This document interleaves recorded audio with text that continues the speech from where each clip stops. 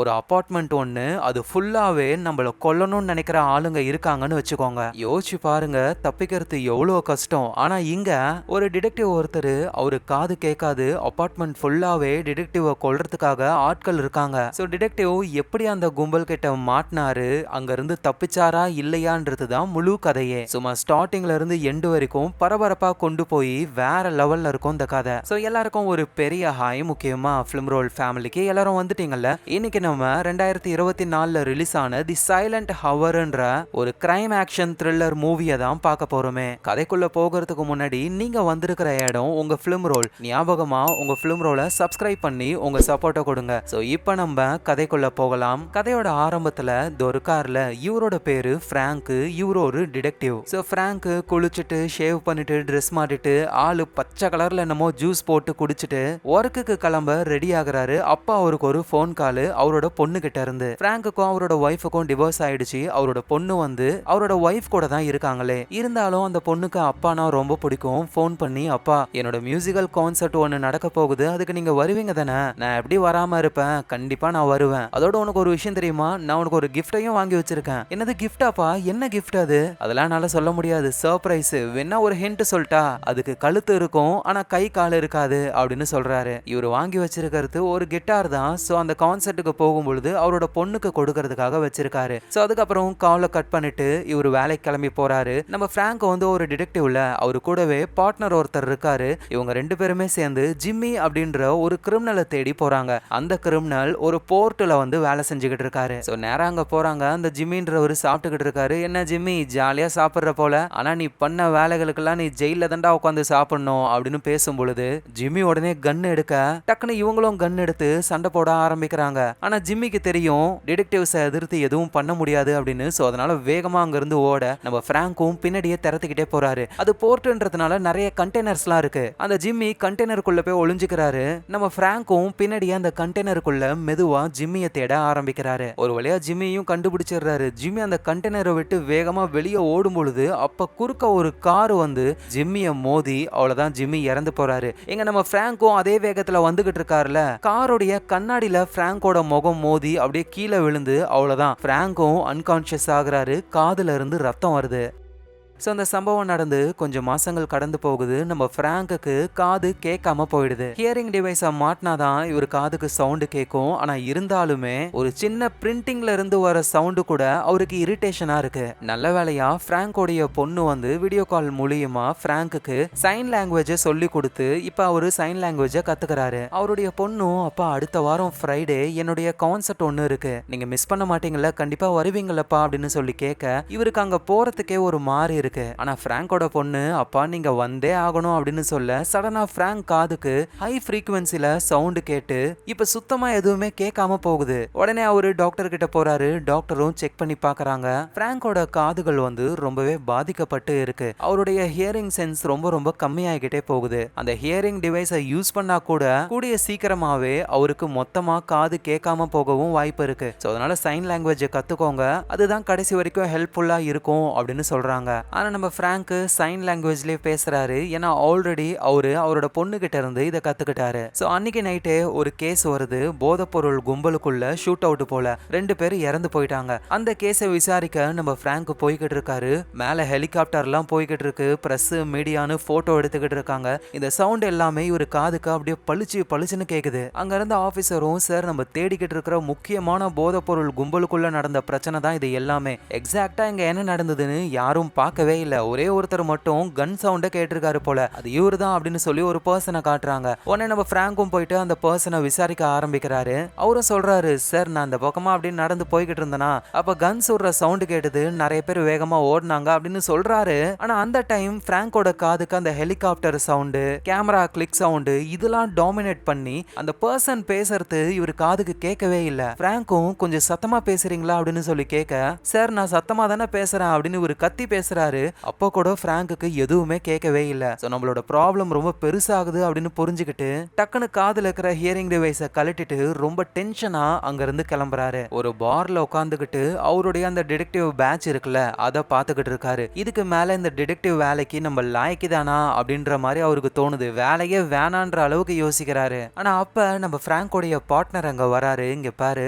நீ சோகமா இருக்கன்னு எனக்கு புரியுது, ஆனா நீ இப்படியே இருந்தனா அடுத்த கட்டத்துக்கு போகவே முடியாது. இப்ப பிராங்க் என்ன பண்றாருன்னா அவரோட போன்ல வந்து அந்த ஹியரிங் டிவைஸோடைய சென்சிட்டிவிட்டிய அதிகமாக்குறாரு. ஏன்னா அப்பதான் அந்த பார்ட்னர் பேசுறது வந்து கேட்கும். நீ பேசுறத கேட்கறதுக்கே நான் இந்த வேலையை பண்ண வேண்டியதா இருக்கு. என்னால எப்படி ஒரு கேஸ்ல இன்வால்வ் ஆகி அந்த கேஸ் எல்லாம் சால்வ் பண்ண முடியும்? எனக்கு தெரிஞ்ச இந்த வேலையே எனக்கு வேணாம் அப்படின்ற மாதிரி ஒரு சொல்ல, ஆனா அந்த பார்ட்னர் வந்து இங்க பாருடா, நீ என்னோட பார்ட்னர் மட்டும் கிடையாது, என்னோட ஃப்ரெண்டு. உன்னை விடவே மோசமான நிலைமையில இருக்கிறவங்களாம் நம்ம டிபார்ட்மெண்ட்ல ஒர்க் பண்ணிக்கிட்டு தான் இருக்காங்களே. உனக்கு ஜஸ்ட் சின்ன பிரச்சனை தான், நான் சொல்றத கேளு. இப்ப கூட நீ நினைச்சா நம்ம கேஸுக்கு உன்னால ஹெல்ப் பண்ண முடியும் அப்படின்னு சொல்லி கேட்க, பிராங்கும் என்ன விஷயம், என்னால எப்படி ஹெல்ப் பண்ண முடியும்? இந்த போதைப்பொருள் கும்பலுக்குள்ள ஏதோ ஒரு ப்ராப்ளம் ஆகி 2 பேர் இறந்து போனாங்கல்ல, அங்க என்ன நடந்ததுன்னு ஒண்ணுமே நமக்கு தெரியவே இல்ல. அத நேர்ல பார்த்த ஆட்களும் இல்ல.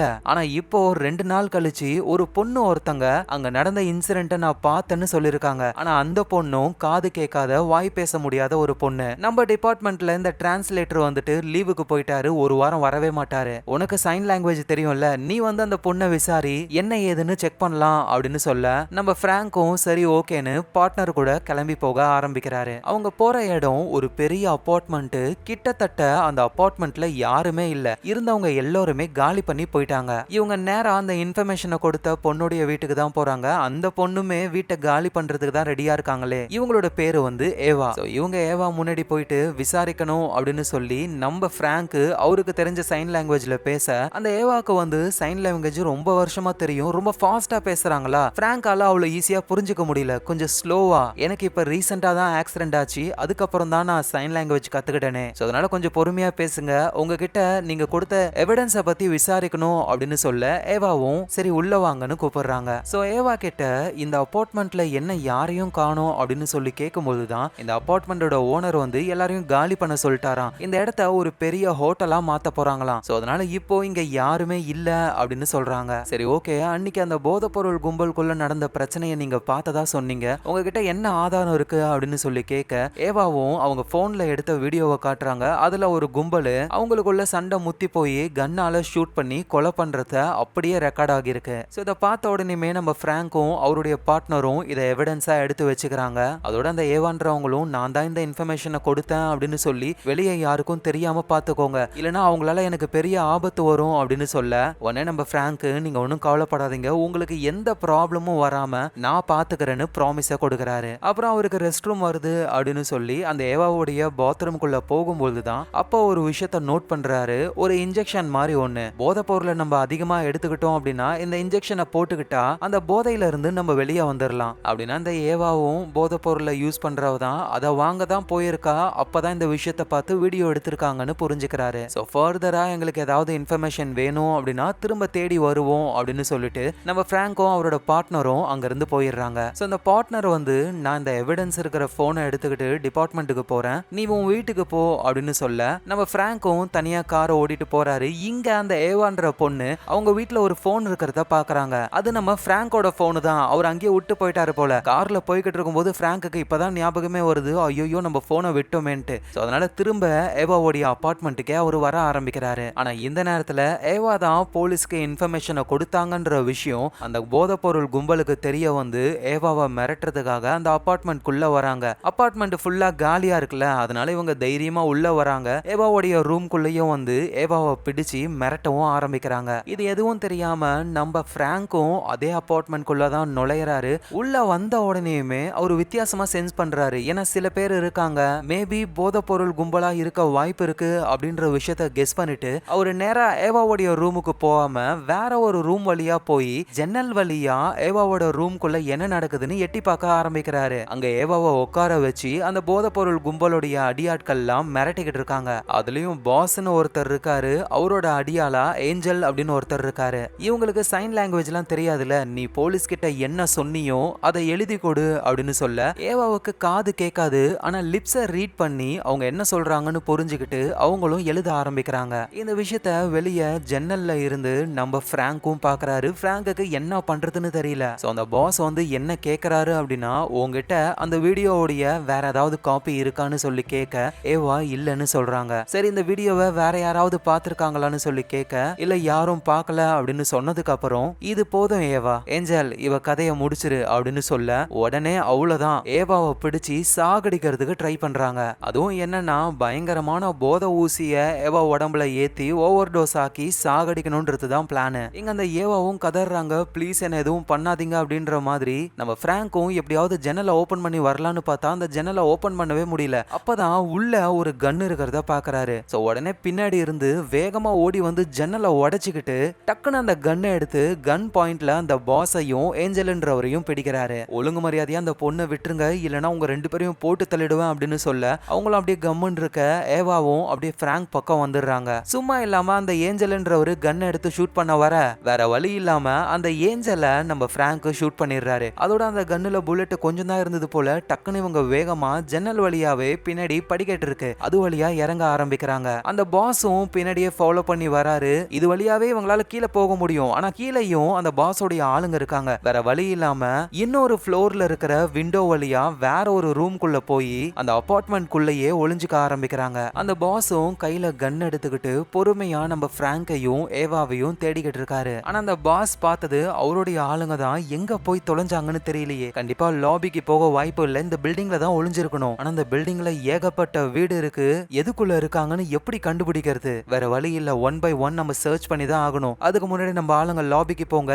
எக்காரணத்தை கொண்டும் இந்த பில்டிங்கை விட்டு அந்த ரெண்டு பேரும் எஸ்கேப் ஆகி வெளியே போகவே கூடாது அப்படின்னு பாஸ் சொல்லிட்டு அடிபட்டு இருக்கிற அந்த ஏஞ்சலை பாக்குறதுக்கு போறாரு. எங்க நம்ம பிராங்கும் ஏவாவும் அவங்க இருக்கிற ரூம்ல ஏதாவது போன் இருக்குமான்னு செக் பண்ணி பாக்குறாங்க. ஒண்ணுமே இல்ல, எம்டி ரூம். வெளியே இருக்கிறவங்க கிட்ட ஜன்னல் வழியா ஹெல்ப்பையும் கேட்க முடியாது, ஏன்னா இவங்க ரொம்ப ஹைட்டான மாடியில இருக்காங்க. சோ ஏவா வந்து ரொம்ப பயப்படுறாங்க. பிராங்க் ஏவா கிட்ட போயிட்டு பயப்படாத, பொறுமையா மூச்சை இழுத்து விடு அப்படின்னு சொல்லி ஏவாவை காம் படுத்துறாரு. அதோட ஏவாவும் எப்படி இவங்க என்ன கண்டுபிடிச்சி என்கிட்ட வந்தாங்க அப்படின்னு சொல்லி கேட்க, நீ போலீஸ்க்கு கால் பண்ணி ரிப்போர்ட் பண்ணல, அந்த போலீஸ்ல ஏதோ ஒரு கருப்பு ஆடு இருக்கு, அவன் தான் கோத்து விட்டுருக்கான். ஆனா நீ ஒன்னும் கவலைப்படாத, நல்ல வேலையா உன் வீடியோ என் பார்ட்னர் கிட்ட இருக்கு, ஏதாவது ஒரு போன் கிடைச்சி நான் என் பார்ட்னரை மட்டும் கான்டாக்ட் பண்ணிட்டேன் அப்படின்னா ப்ராப்ளம் ஓவர் அப்படின்னு இவரு சொல்றாரு. அதோட அந்த ஏவாவை பார்த்து, அன்னைக்கு நைட்டு நீ போனது போதை பொருளை வாங்குறதுக்கு தானே, அப்ப ஏதோ ஒரு சண்டை நடக்குதுன்னு உடனே வீடியோ எடுத்துட்டேன். ஆனா இதை ஏவா ஒத்துக்கவே இல்ல, நான் போதை பொருள்லாம் யூஸ் பண்றதே கிடையாது. ஓ அப்படியா, அப்புறம் எப்படி உன் வீட்டு பாத்ரூம்ல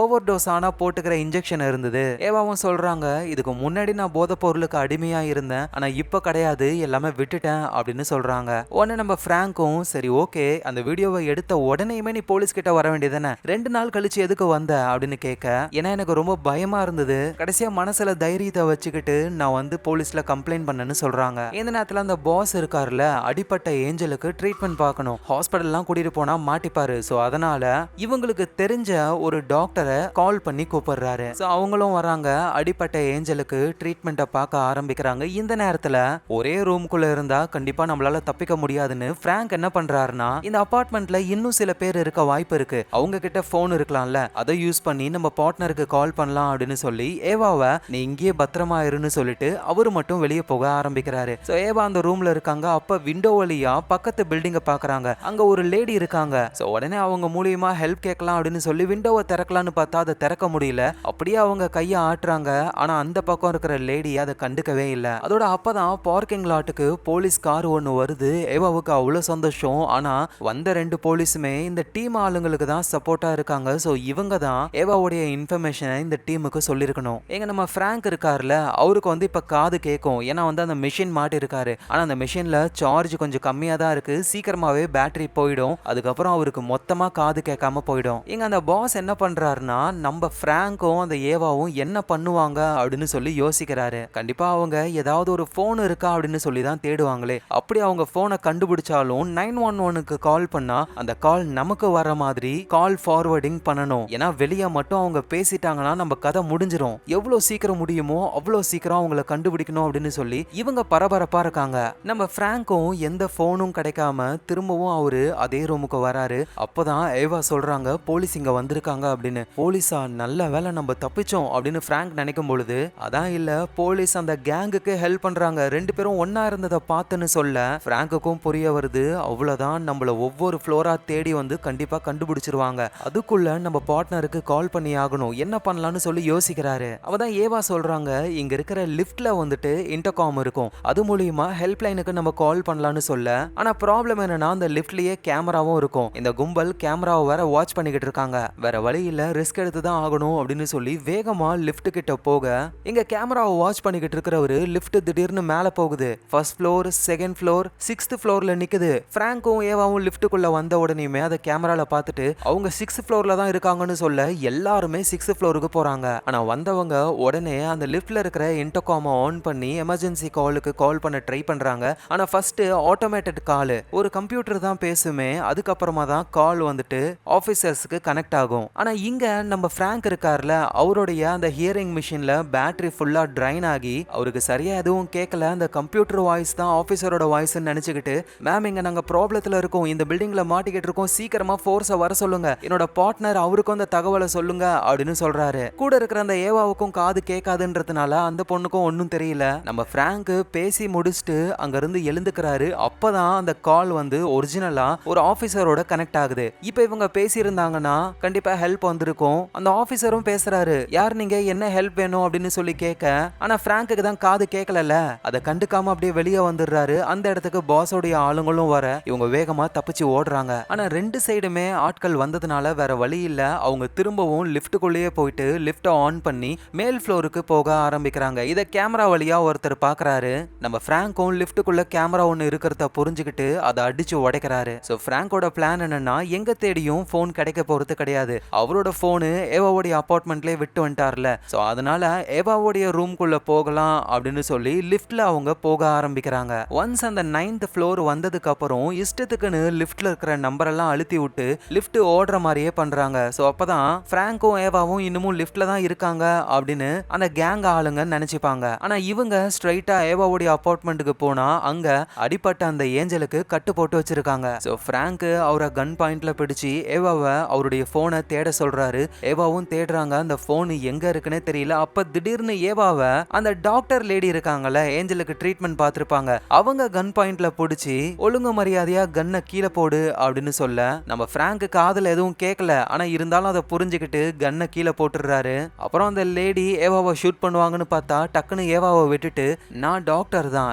என்னோட வேலை இதெல்லாம் கிடையாது அப்படின்னு சொல்லிட்டு விட்டுட்டு போறாங்க. இந்த கேப்ல அந்த ஏஞ்சல் வாக்கி டாக்கி மூலியமா பாஸ் கிட்ட விஷயத்த சொல்லலாம்னு வரும்பொழுது அவங்க இங்க தான் இருக்காங்க அப்படின்னு சொல்லிடுறாரு. ஆனா டக்குன்னு ஏவா வந்து மண்டையிலே ஒரு அடி, அவ்வளவுதான், ஏஞ்சல் அங்கேயே மயங்கிடுறாரு. ஆனா பாஸுக்கு ஏதோ ஒரு சந்தேகம் வந்து பாஸும் நேரா அங்கதான் வந்துகிட்டு இருக்காரு. பிராங்க் கிட்ட போன் இல்லாததுனால இந்த ஏஞ்சல் கிட்டயே ஒரு போன் இருக்கு. அந்த போன் எடுத்து ஆன் பண்ணா அதுல ஃபேஸ் ரெகக்னிஷன் இருக்கா, அதனால மயங்கி இருக்கிற அந்த ஏஞ்சலுடைய முகத்தை தூக்கி ஃபேஸை ஸ்கேன் பண்ணி அதுக்கப்புறமா அந்த போனை யூஸ் பண்ணலான்னு அங்கிருந்து வெளியே போலான்னு பொழுது பாஸ் அங்க வந்துடுறாரு. சோ அதனால நைஸா அதே ரூம்குள்ளேயே இவங்க ஒரு இடத்துல போய் ஒளிஞ்சுக்கிறாங்க. பாஸும் உள்ள வந்து மயங்கி இருக்கிற ஏஞ்சலை எழுப்பி, டே என்னடா ஆச்சு உனக்கு, அவங்க எங்க போனாங்க அப்படின்னு சொல்லி கேக்குறாரு. ஏஞ்சலும் எனக்கு எதுவும் தெரியல, வந்தாங்க, அடிச்சாங்க, போய்கிட்டே இருந்துட்டாங்க, அதோட என் போனு அதையும் எடுத்துட்டு போயிட்டாங்கன்னு சொல்ல பாஸ் கடுப்பாக்குறாரு. டேய், உன் போன் மூலியமா அவங்க 911க்கு கால் பண்ணிட்டு அவ்வளவுதான், சீக்கிரமா நம்ம ஆளுங்க கிட்ட சொல்லி உன் போனை ட்ரேஸ் பண்ணணும், அதுக்கு முன்னாடி நானே கால் பண்றேன் அப்படின்னு சொல்லி அந்த ஏஞ்சலுடைய போனுக்கு இவர் கால் பண்றாரு. இந்த விஷயத்த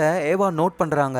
வேகமா ஓடி வந்து நம்ம பிராங்க் கிட்ட இருக்கிற அந்த ஏஞ்சலுடைய போனை டக்குன்னு சைலண்ட்ல போட்டுறாங்க. சோ அதனால கால் வரும் பொழுது எந்த ஒரு சவுண்டும் கேட்கல. இதை மட்டும் இவங்க பண்ணலனா அழகா மாட்டிருப்பாங்க. சோ இந்த ஏஞ்சலுடைய போன்ல கால் பண்ணா மேபி ப்ராப்ளம் வரலான்னு சொல்லி மெசேஜ் பண்ணலான்னு இவர் மெசேஜ் பண்ணிக்கிட்டே பிராங்க் நடந்து போகும் பொழுது அங்க இருக்கிற ஒரு பொருளை மிதிச்சிடுறாரா, டப்புன்னு ஒரு சவுண்ட் கேக்குது. அவ்வளவுதான், அந்த பாஸும் ஏஞ்சலும் உஷாராயிடுறாங்க. பக்கத்துல இருக்கிற ரூம்குள்ள தான் அவங்க இருக்கணும் அப்படின்னு சொல்லி மெதுவா கன்னோட வர ஆரம்பிக்கிறாங்க. சோ உடனே அங்க இருக்கிற விண்டோவை மெதுவா ஓபன் பண்ணி அது வழியாவே பக்கத்து ரூமுக்கு போயிடுறாங்க. சோ அதுக்கப்புறமா அந்த ஏஞ்சலுடைய போனையே யூஸ் பண்ணி கால் பண்றாரு அவருடைய பார்ட்னருக்கு. அதுவும் வீடியோ கால். பார்ட்னரும் என்ன ஆச்சுன்னு சொல்லி கேட்க, எங்க பாரு பார்ட்னர், நீ பேசுற எதுவுமே என் காதுல கேட்கல, ஹியரிங் போயிடுச்சு, நம்ம ஏவா கிட்ட இருந்து எவிடன்ஸா வாங்கிட்டு வந்த உடனேயுமே இங்க அந்த கேங் ஆளுங்க வந்துட்டாங்க, என் போன் மிஸ் ஆயிடுச்சுன்னு வந்தேன், நானும் இப்ப மாட்டிக்கிட்டேன், அந்த அபார்ட்மெண்ட் ஃபுல்லாவே அந்த கேங் தான் இருக்கு, நீ ஃபோர்ஸோட வந்தா பிடிச்சிடலாம் அப்படின்ற மாதிரி இவர் சொல்றாரு. அந்த பார்ட்னரும், நீ ஒன்னும் கவலைப்படாத, உடனே நாங்க வரேன், கொஞ்சம் சமாளிச்சுக்கோ அப்படின்னு அவர் சொல்றாரு.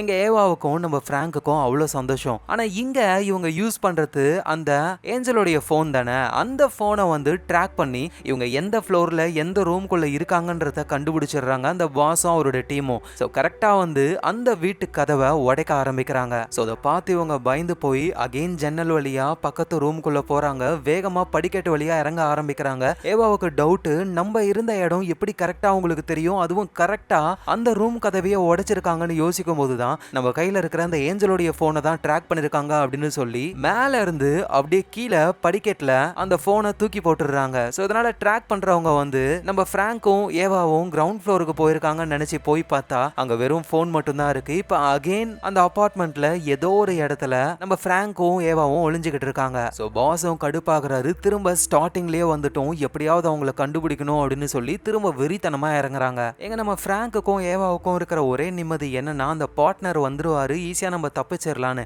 அதே மாதிரி அந்த பார்ட்னரும் வராரு, ஆனா அவரு தனியா வந்திருக்காரு. இதனால பார்ட்னருக்கு ஆபத்து. சீக்கிரமா நம்ம கீழே லாபிக்கு போகணும். படிக்கட்டு வழியாவும் போக முடியாது, லிஃப்ட் வழியாவும் போக முடியாது. சோ அதனால என்ன பிளான் பண்றாங்க அப்படின்னா அந்த லிஃப்ட் போகிறதுக்குன்னு ஒரு வழி இருக்கும்ல, அந்த வழியை ஓபன் பண்ணி லிஃப்ட்ல போகாம அந்த வழியை மட்டுமே அப்படியே ஏணியை பிடிச்சி இறங்கி லாபிக்கு போக ஆரம்பிக்கிறாங்க. கரெக்டா அந்த இடத்துல தான் பார்ட்னரும் வராரு. ஆனா பார்ட்னரை அந்த கேங்க சேர்ந்த ஆளுங்க கன் பாயிண்ட்ல புடிச்சு வச்சிருக்காங்க. அவ்வளவுதான், பிராங்கால என்ன பண்ண முடியும், பார்ட்னரை காப்பாத்தி ஆகணும். அவர் கையில இருக்கிற கன்னை கீழே போட்டு எட்டி உதைக்கிறாரு. அப்படியே பிராங்க் வந்து கண்ணாலேயே பார்ட்னர் கிட்ட நம்ம இவங்களை சமாளிச்சிடலாம் அப்படின்னு சொல்லும் பொழுது ஆனா அந்த பார்ட்னரு ஐம் சாரி என்னால முடியாது அப்படின்னு சொல்லி கீழே இருந்து அந்த கன்னை எடுத்து நானும் இவங்க ஆளுங்க தாண்டா அப்படின்னு சொல்றாரு. இதை கேட்ட உடனே பிராங்குக்கு அவ்வளோ பெரிய ஷாக்கு. நீயும் நானும் இங்க வந்தோம், அதுக்கப்புறம் கிளம்பி போயிட்டோம், திரும்ப எதுக்காக நீ வந்ததுதான் உன்னோட ப்ராப்ளமே. தேவையில்லாம யாரு என்னன்னே தெரியாத ஒரு பொண்ணுக்காக இப்ப உன் உயிரும் போகிற மாதிரி ஆயிடுச்சு பாத்தியா,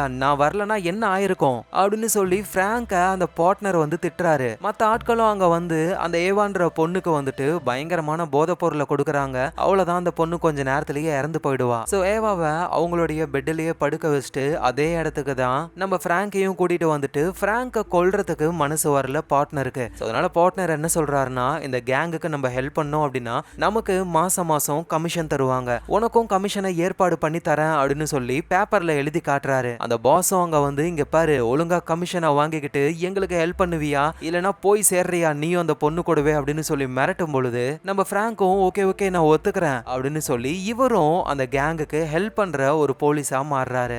ஒரு வழியா ப்ராப்ளம் முடிஞ்சது. ஏவா இன்னும் கொஞ்ச நேரத்துல போதையோடைய ஓவர் டோஸ்னால இறந்து போயிடுவாங்க. இவங்க எல்லாருமே லிஃப்ட்ல போக ஆரம்பிக்கிறாங்க. கரெக்டா லிஃப்ட் க்ளோஸ் ஆகிறதுக்கு முன்னாடி பிராங்க் அங்க இருந்த ஒருத்தருடைய கன்னை பிடிங்கிட்டு டக்குன்னு அவரு வெளியே வந்துடுறாரு. சோ அவ்வளவுதான், லிஃப்ட் கீழே போகுது. இவரு நேரா ஏவா கிட்ட போறாரு. ஏவா வந்துட்டு அந்த போதை பொருளுடைய ஓவர் டோஸ்னால செத்துக்கிட்டு இருக்காங்க கொஞ்சம் கொஞ்சமா. நல்ல வேளையா இவரு பாத்ரூம்ல பாத்துருப்பாருல, இந்த மாதிரி ஓவர் டோஸ் ஆனா அதை நார்மல் ஆக்கிறதுக்குன்னு ஒரு இன்ஜெக்ஷன், அதை கொண்டு வந்து போட்டு ஏவாவை அவரு காப்பாத்த ஆரம்பிக்கிறாரு. இங்க அந்த பெரிய பாஸ் நம்ம பார்ட்னர் கிட்ட என்னமோ நல்லவன் மாதிரி டீலுக்கு அவன் ஒத்துக்கிட்டான், இதுக்கு மேலலாம் அவன் தேவையே இல்ல, அவனை போட்டு தள்ள போறோம், அதுக்கப்புறம் நடக்கிறதெல்லாம் நீயே பாத்துக்கோ அப்படின்னு சொல்ல பார்ட்னராலையும் ஒன்னும் பண்ண முடியல. இதுக்கப்புறம் எங்க நம்ம பிராங்கோ வந்துட்டு ஏவாவை காப்பாத்திட்டாரு. ஏவாவுக்கு அவ்வளவு சந்தோஷம். ஆனா இவங்க தப்பிச்சே ஆகணும். இப்ப இவங்க இருக்கிற ரூம் வேற அந்த கேங்குக்கு நல்லாவே தெரியும். சோ அதான் பிராங்கும் ஒரு ஐடியாவை யோசிக்கிறாரு. ஏவா கிட்ட கன்னை கொடுத்து இந்த வழியா யாரு வந்தாலும் கண்ணை மூடிட்டு ஷூட் பண்ணு அப்படின்னு சொல்ல அதுக்கு ஏத்த மாதிரியே ஒரு பர்சன் வராரு. டக்கு டக்குன்னு ஷூட் பண்றாங்க. அந்த பர்சனால ஒண்ணுமே பண்ண முடியல. அதோட அவங்களுக்கு ஷாக்கு,